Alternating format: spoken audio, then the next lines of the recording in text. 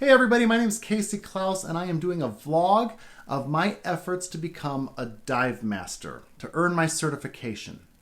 You know, I'm doing this so that if you, like me, are interested in becoming a dive master, by watching this content, you will hopefully have an honest expectation of what's coming.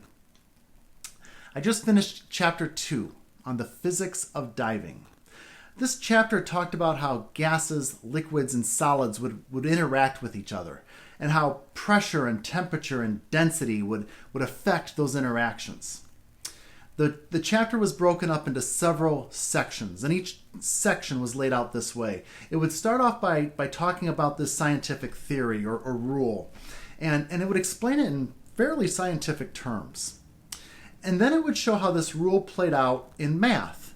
And there were letters and parentheses and numbers and little numbers in the corners of letters, and I didn't get it. If you like math, if you like formulas, if you like doing calculations, I think you're going to enjoy this chapter. My brain doesn't work that way. And so for me, if I'm being honest, I really felt stupid during reading this, while I read this chapter. I would read it and reread it and read it again, and I just didn't understand these sections. I felt dumb. And I honestly began to wonder if I was going to be able to pass these tests and earn this certification to accomplish this goal. You know, at the end of the sections, there was this little subsection, and this would talk about how this applied to diving. And all of a sudden, it started to make sense to me. See, I understand how the deeper you go, the more water weight you have on top of you. Now, I may not be able to explain that in scientific terms, and I certainly can't explain that in math terms.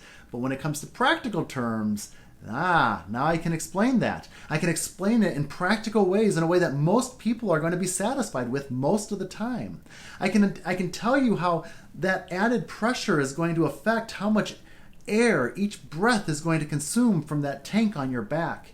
I can tell you how that pressure is going to affect how the nitrogen bubbles from the gas are going to be absorbed into your body, and how you need to let those gases get out of your tissue, or you're going to find yourself in a world of hurt. In practical terms, this chapter made sense to me. Unfortunately, that was a small part of the chapter. This chapter was mostly about math and physics, and therefore it was pretty daunting to me. You know, I have a theory of my own, and it goes like this. If some people can deny the existence of climate change, then I should be allowed to deny the existence of math. Life doesn't work that way, does it? Denying something or ignoring it doesn't make it go away. If you want to be a dive master, you're going to have to deal with math. You're going to have to acknowledge physics. Here's another truth for you. Everyone is going to have challenges during this course. If this chapter was easy for you, just wait.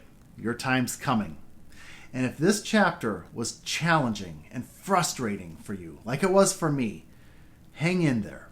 There's simply no way that every dive master out there now is just smarter than we are. You can do this.